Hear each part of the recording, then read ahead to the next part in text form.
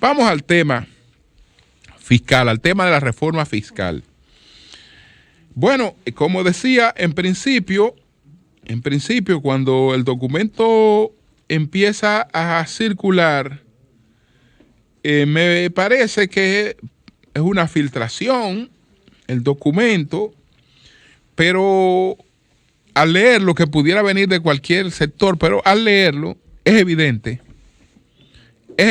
que esa es la propuesta fiscal del gobierno. Ahora, esa propuesta hay que tomar en cuenta que es un escenario de la propuesta fiscal del gobierno y que el gobierno decidió de ese modo introducir el tema.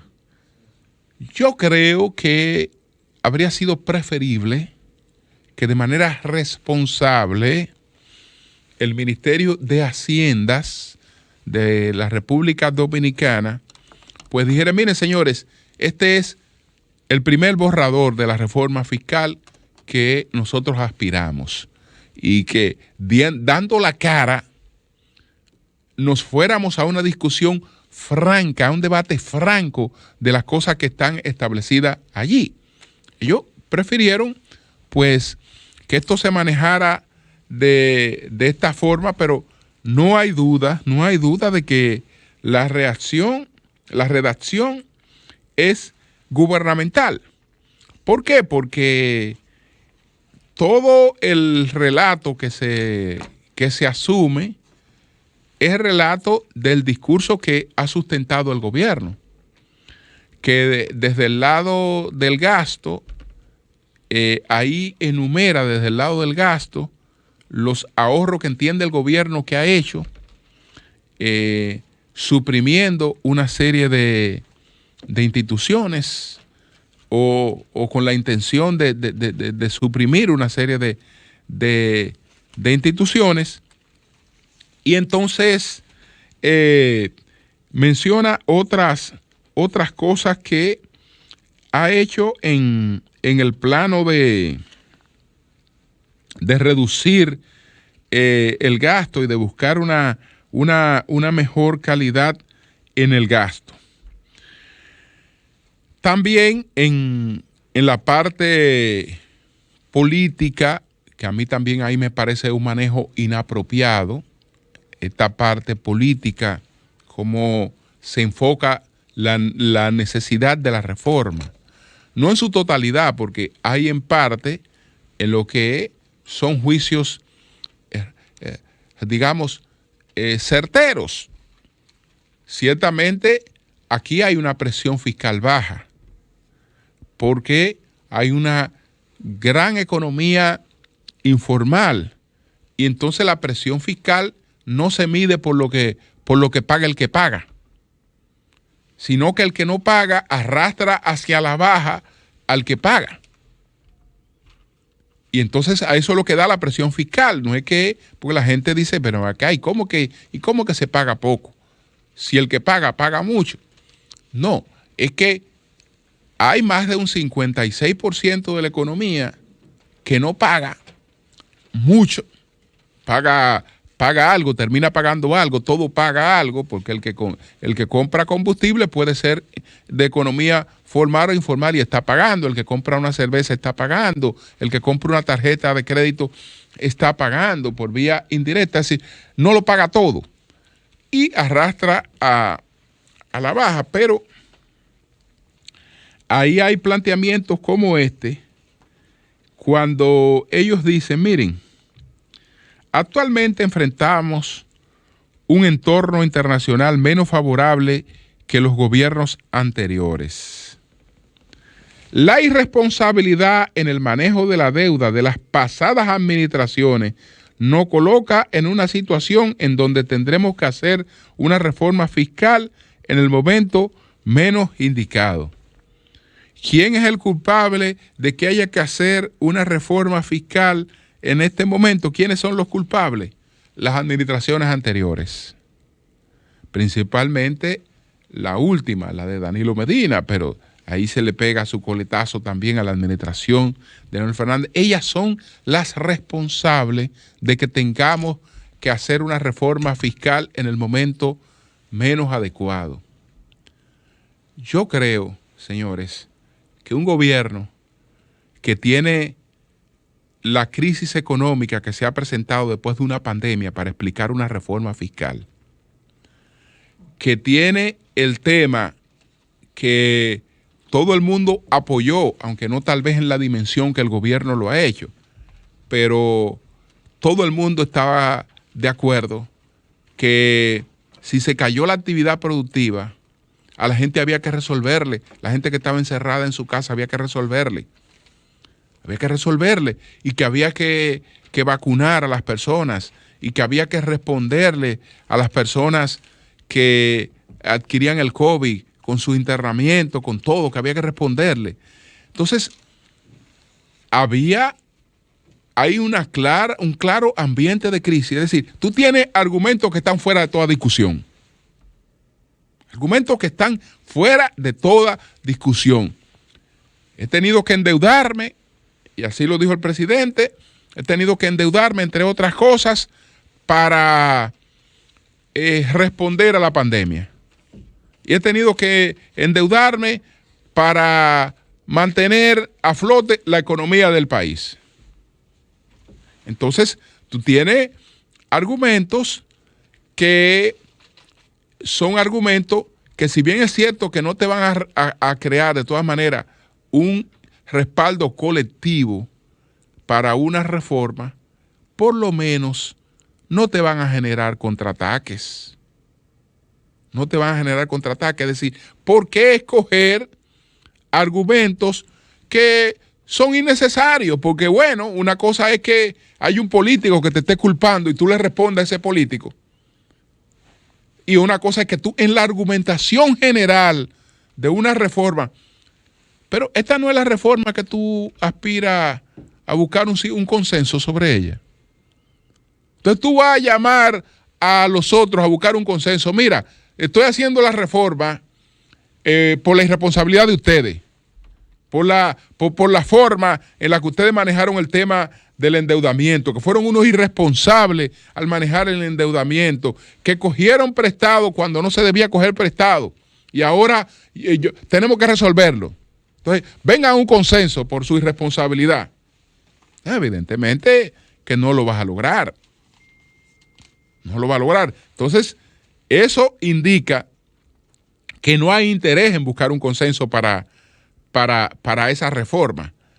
Pero bueno, aparte de eso, señores, aparte de eso, porque eso es la parte política, que yo creo que puede el gobierno en eso manejarse mejor.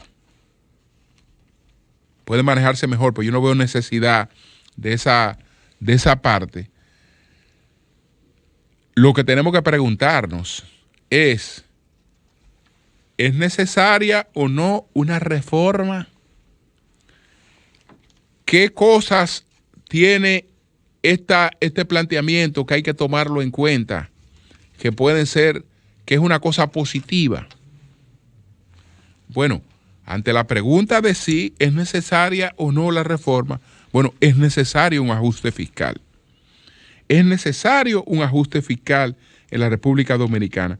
Y este documento cita a dos calificadoras de riesgo.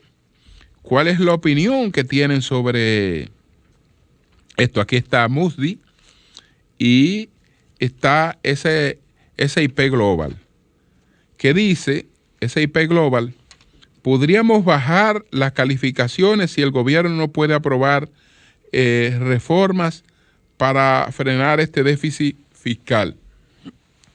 Y dice Moody's, falta de respuesta de las autoridades para abordar la tenencia subyacente de un aumento persistente en la deuda pública conllevaría a una rebaja de la calificación. Esa rebaja de la calificación, una rebaja en la calificación de riesgo, tendría un impacto negativo importante en el país, que pasaría a ser considerado como un país altamente especulativo. Y ahí describen otras cosas. Entonces, bueno, vamos a ver cuáles son las propuestas que tiene esta reforma, que por lo menos, y esa es una parte positiva, esta propuesta deja fuera la canasta básica. Es decir, ahí no se grava nada que tenga que ver con la canasta básica, y eso es positivo. Entonces, ¿qué plantean? La eliminación del anticipo para personas físicas y MIPYMES. Muy bien. La reestructuración del esquema de anticipo a personas jurídicas. La exención de 3 años de pago de impuestos de activos del sector hotelero. Nuevo proyecto, y 1 año para el de los más sectores. Esto sería de los cambios, ¿no? Cambiar la forma de calcular la depreciación e inclusión de una nueva categoría de depreciación para maquinarias y vehículos de motor. Clarificación del concepto de asistencia técnica. Reducción de la intención del 5 a 1 de pago de los suplidores del Estado. Se otorga eso es con relación a lo que se llama simplificación. Este es el paquete de simplificación tributaria. Ahora bien, vamos a ver los impuestos nuevos. Se incrementa transitoriamente la tasa de impuestos sobre la renta a las personas jurídicas a 30% en los 3 años siguientes a la aprobación de la reforma, retornando al 27% al final de ese plazo. Es decir, el impuesto sobre la renta sería de un 30%. Se incrementa en un 10% a un 12% la presunción de ganancias en rentas dominicanas que obtienen las empresas extranjeras en transporte y seguro. Se incrementa de un 2% a un 10% la retención realizada a tercero por las personas jurídicas. Se deroga el artículo 4, literal A y párrafo 2 de la Ley 158.01 de fomento al desarrollo turístico y sus modificaciones. Eso fue lo que nos habló el presidente Abinader en su entrevista con El Sol de la Mañana sobre las exenciones al sector turismo, que cree que ya ha cumplido con su rol. Se deroga el artículo 4 de la Ley 5607 que otorga exenciones a la industria textil. Se deroga el artículo 50 de la Ley 39207 sobre la competitividad e innovación proindustria. Se deroga la exención de pago de impuestos sobre la renta y dividendo establecido en la Ley de Fideicomiso y Desarrollo Inmobiliario. Se deroga la exención a colegios y universidades privadas del pago de impuestos sobre la renta, es decir, las universidades y los colegios van a pagar impuestos sobre la renta. Se modifica el artículo 34 de la Ley 108.10 para el fomento de la actividad cinematográfica, una modificación de la Ley de Cine. Se aumenta el 5% del impuesto de venta al mercado local de las empresas de zona franca. Se gravan con impuestos sobre la renta las actividades dentro de los parques de zona franca y parque en sí. Se modifica el tratamiento a los dividendos de la empresa de zona franca para las acciones. Bueno, y ahí está este conjunto de medidas impositivas presentadas en este escenario, que sé que el interés de presentarlo es abrirse a una discusión, y que este es un escenario de esa reforma, es un borrador de esa propuesta de reforma que probablemente en algunos aspectos no termina llegando al Congreso tal y como está en este borrador. Pero saludar el hecho de que no está nada de la canasta básica aquí incluido en la reforma fiscal, y saludar el hecho